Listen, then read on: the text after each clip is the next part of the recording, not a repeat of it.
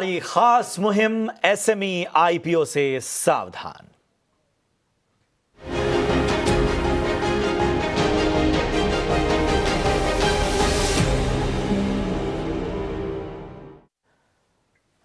SME से सावधान इस खास सेगमेंट में हम निवेशकों को कमजोर एसएमई आईपीओ से सतर्क करते हैं। पिछले दिनों हमने आपको एसएमई आईपीओ डिवाइन हीरा और एटीसी एनर्जीज में निवेश से आगाह किया था। जिन जिन निवेशकों ने उस दौरान ईटीना स्वदेश देखा वो इन आईपीओ में नुकसान से बच गए। डिवाइन हीरा तो उसकी नाम से लगता है कि सोने चांदी से जुड़ी हुई कंपनी है, पर अगर इसके बिजनेस मॉडल को अगर क्लोजली आप देखें तो आपको एक कंपनी कैसी लगेगी जो होलसेल ट्रेडिंग से जुड़ी हुई है। इसके बिजनेस मॉडल में जो की थिंग है वो ये है कि ये वर्किंग कैपिटल मैनेजमेंट है। अगर आप देखें 30-32 करोड़ का आईपीओ है, उसमें से करीब करीब 60% फंड जो है कंपनी वर्किंग कैपिटल मैनेजमेंट के लिए यूज करने वाली है। वर्किंग कैपिटल मैनेजमेंट करने वाली कंपनी को पैसे की जरूरत है, वो या तो बैंक के पास जाएगा, आईपीओ लाएगा या कहीं और से अरेंज करेगा। ये कितनी बार इस तरीके से फंडिंग का अरेंजमेंट आम निवेशक इसके लिए करते रहेंगे। पहला कंसर्न ये बहुत बड़े ओशन में एक छोटी सी कंपनी है।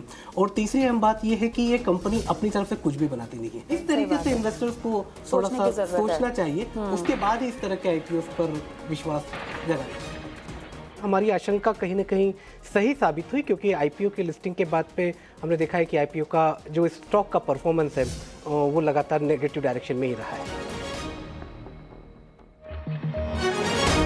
3-4-5 रेड फ्लैग्स हैं।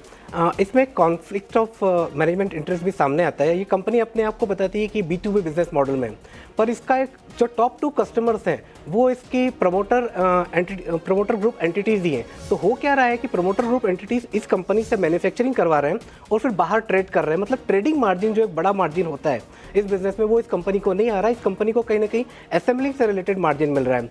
इसके बाद दूसरा अगर आप देखें तो ये एक ऑर्डर बुक पर डिपेंडेंट कंपनी होती है। आपको ऑर्डर बुक मिलता है, उस ऑर्डर बुक के लिए आपको जो है रिलेटेड मटेरियल जो है वो बहुत पहले से लेकर रखना पड़ता है। तो मटेरियल जो है आप इंपोर्ट कर रहे हैं तो ऑब्वियसली उसमें आपको बहुत बड़ी इन्वेंट्री बिल्डअप करके रखना पड़ेगी। तो पहला कंसर्न जो है मैनेजमेंट से रिलेटेड कंसर्न है, जहां पर मैनेजमेंट इससे प्रोक्योर करके ट्रेडिंग रेवेन्यू कमा रहा है। दूसरा जो कंसर्न है वो ये है कि इसमें आपको हाई वर्किंग कैपिटल मैनेज करना पड़ेगा, क्योंकि ये जो इन्वेंट्री आप बिल्डअप करके रखेंगे और ऑर्डर जो होते हैं वो साइक्लिकल होते हैं। तो जिस समय ऑर्डर आएंगे बनेंगे उस हिसाब से आपको अपने पास जो है इन्वेंट्री रॉ मटेरियल का रखना पड़ेगा। तीसरा जो कंसर्न इसमें समझ में आता है कि ये कंपनी जो है वो बहुत छोटे सेगमेंट में और बहुत छोटे जो प्रोडक्ट्स होते हैं लिथियम आयन बैटरी के, वहाँ पर है और वो भी असेंबलिंग वाले कारोबार में ही है। इसके अलावा अगर आप देखें तो ये इस कंपनी का जो ये आईपीओ रेस कर रहा है, और ये मेरा सबसे बड़ा कंसर्न होता है एसएमई आईपीओ में, यहाँ पर भी करीब करीब 18% फंड जो रेस किया जा रहा है वो वर्किंग कैपिटल मैनेजमेंट के लिए किया जा रहा है। तो एसएमई आईपीओ को लेकर हम आपको लगातार सावधान कर रहे हैं और इसी कड़ी में आज हम आपके लिए कई और एसएमई आईपीओ पर जानकारी लाएं। शरद दुबे मेरे सहयोगी जुड़ चुके हैं। शरद, जो हमारा दायित्व है, जो हमारी जिम्मेदारी है, वो हम पूरा करेंगे। बताइए आज आप कहां पर सावधान करना चाह रहे हैं? जी बिल्कुल, एसएमई स्पेस में जो हमने पहले ही बता दिया था, एटीसी एनर्जीज में भी इशू आ रहे थे और आज जो है देखा जाए तो इनका जो ओपनिंग हुआ है वो नेगेटिव में हुआ है लिस्टिंग पे। ऑफ कोर्स अभी 3 और एग्जिस्टिंग आईपीओस चल रहे हैं, उनके बारे में हम आपको बताने वाले हैं और एक वर्ड ऑफ कॉशन भी है और कुछ रिस्क्स भी हैं एसोसिएटेड इन एसएमई कंपनीज के साथ। अब हमने जो पूरी इन्वेस्टिगेशन की है, यहाँ पे कुछ कंपनीज ने जवाब भी दिया है, कुछ कंपनीज ने जवाब नहीं दिया है, but most of the times जो इनके जवाब आते हैं मर्चेंट बैंकर से या कंपनी से वो सेटिस्फैक्ट्री नहीं रहते हैं। सबसे पहले इन्फोनेटिव सॉल्यूशंस के बारे में बात करूंगा, जिनका मर्चेंट बैंकर है शेयर इंडिया कैपिटल सर्विसेज। यहाँ पे की कंसर्न्स आते हैं कि इनके जो मेजर रेवेन्यू है वो सिर्फ एक कस्टमर से आता है। आईपी के जो इश्यूज़ की बात करें वो भी अभी पूरी तरह कंप्लीट नहीं हुई हैं। और इंटरेस्टिंगली आरएचपी में मर्चेंट बैंकर्स ने जो है कोई लिस्टेड पीयर्स डाला ही नहीं, पर हमारे एनालिस्ट के हिसाब से लगता है कि 2-3 कंपनीज ऑलरेडी हैं इस स्पेस पे और पीयर एनालिसिस बहुत ज़रूरी होती है। कुछ डिस्क्लोजर्स जो ग्लोबल ऑफिसर्स के साथ है वो पूरी तरह डिस्क्लोजर्स नहीं देखने मिली है इन ट्रांजैक्शन पे, और सारी ग्रुप कंपनीज़ की बात करें तो लॉसेज में है। ओवरऑल देखा जाए तो इनके जो फाइनेंशियल्स आए हैं H1 FY25 के फाइनेंशियल एक जगह रखिए, बाकी 3 साल के रखिए, तो सडनली आप देखेंगे फाइनेंशियल्स बहुत अच्छी तरह इम्प्रूव कर गई है। इसका रीज़न क्या है? ऐसा कोई जो है रैशनल कंपनी ने अपने आरएचपी में नहीं दिया है, तो इसलिए बहुत सारे सवाल उठते हैं इस कंपनी के आईपीओ को लेके। रेटार्गियो की बात करें तो यहाँ पे जो है इनके बुक रनर जो हैं वो हैं Greatex corporate services, unfavourable industry conditions है इनका। मार्जिन्स भी देखें तो सडनली 3 to 5 टाइम्स बढ़ गए हैं पीएस से। एक टाइप से ट्रेडिंग की कंपनी है तो इतना मार्जिन कहाँ से उछाल आया, तो ये एक सवाल उठता है। कुछ आउटस्टैंडिंग लीगल प्रोसीडिंग्स भी हैं कंपनी और प्रमोटर के अगेंस्ट, और कुछ लार्ज पार्टी ट्रांजैक्शंस भी हैं, तो इस पे ज़रूर सावधान रहिएगा। स्पिनरू कमर्शियल की बात करें तो इनके बुक रनिंग मैनेजर है फिंचर मैनेजमेंट सर्विसेज, और इन्होंने जो है जवाब भी दिया हमारे क्वेरीज़ का, और इन्होंने बताया कि जो ईपीएस में गिरावट आई है वो इसलिए आई है क्योंकि एक बड़ा बोनस आ गया था 4:1। अब ये लिस्टिंग के पहले बोनस आया था, लेकिन ये भी एक कॉज ऑफ कंसर्न तो होता है कि इतना बड़ा बोनस लिस्टिंग के पहले क्यों दिया जा रहा है। लो इंडस्ट्री ग्रोथ रेट आ रहा है। डिस्पोजल प्लेट्स और पेपर कप्स अगर इंडस्ट्री की बात करें तो यहाँ पे सिंगल डिजिट पे ग्रो हो रही है, तो ऐसा कुछ खास नहीं कि इंडस्ट्री बहुत तगड़ा ग्रो कर रहा है। हालांकि कंपनी ने कहा अपने रिप्लाई में, ईमेल में, कि इनकी जो ग्रोथ है अच्छी पिकअप की है company wise. High working capital भी है, याद रखिए, तो उसके कारण इन्वेंट्री ज़्यादा रहते हैं। और कैश फ्लोज अगर फाइनेंसिंग सेगमेंट की बात करें तो इतना ज़्यादा रीपेमेंट लोन का हो रहा है कि सिर्फ वो नेगेटिव पे ही चल रहा है। हालांकि कंपनी ने बयान किया है कि ऑपरेटिंग कैश फ्लो पॉजिटिव थे पिछले 3 साल के। तो ये 3 अहम कंपनीज़ हैं, इनके बारे में सारे डिटेल्स हमने बता दिए, सारे रिस्क क्या हैं वो बता दिए। कुछ कंपनीज़ ने रिप्लाई किया वो भी बता दिए, कुछ कंपनीज़ हैं जिन्होंने रिप्लाई नहीं किया वो भी हमने आपको स्पष्ट कर दिया।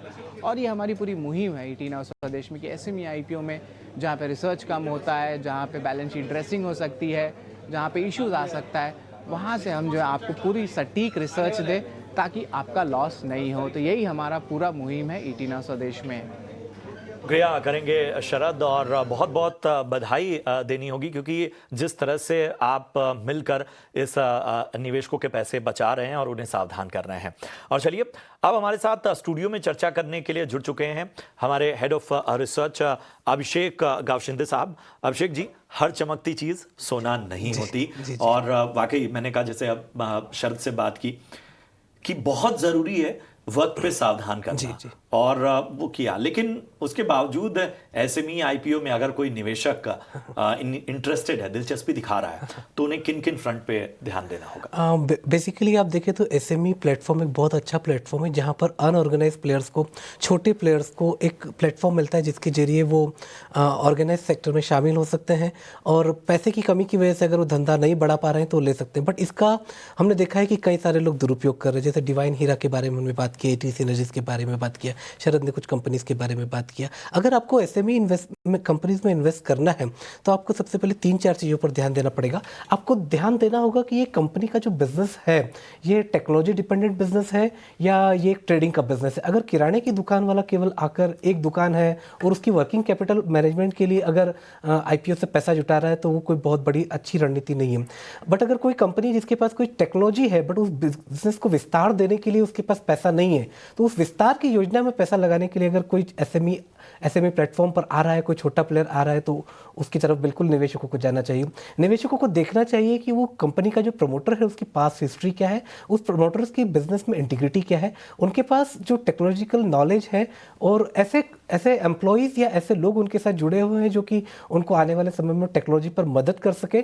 केवल आपको ये देखना है कि उनके पास सब कुछ है, केवल पैसे की कमी जिसके कारण वो रुके हुए हैं। अगर ऐसी कोई कंपनी दिखती है तो उसमें आप इन्वेस्ट करेंगे तो कंपनी बड़ी हो सकती है। जैसे कहा जाता है ना कि जो आज पेड़ हैं वो कभी ना कभी बीज थे, तो ये जो बड़ी बड़ी कंपनीज आज हम लिस्टेड सेगमेंट में देख रहे हैं, मेन बोर्ड पर देख रहे हैं, ये भी कभी छोटी थी।